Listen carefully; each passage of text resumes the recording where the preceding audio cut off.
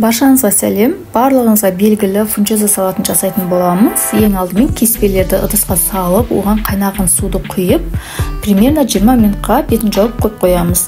Осы аралықта салатымызға қосатын қоспамызды дайындап аламыз. Яғни қызып тұрған майға фаршымызды салып, тұзымызды шамалап салып, жақсылап қуырып аламыз.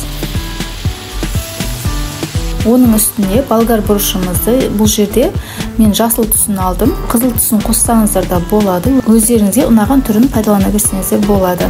Оның үстіне сәбізімізді қосып, үшеуін жақсылап араластырып қуырып аламыз.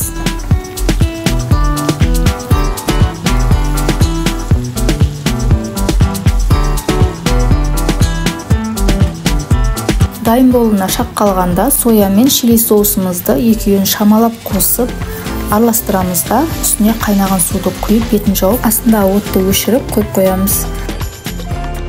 Одан кейін кеспелеріміз осылай судан сүзіп алып, салатымызды ары қарай дайындайтын боламыз.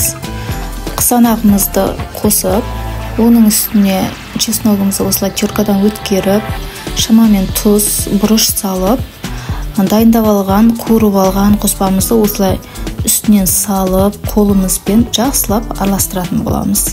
Яғни мыжғыламай, осылай жеңіл-желпі араластыратын боласыздар. Салатымыз осымен дайын. Көріп тұрғандарыңыздай оңай әрі жылдам дайын болды. Жасап көріңіздер. Егер видео ұнап жатқан болса, лайк басып, өз пікіріңізді комментарийға қалдыра кетіңіздер.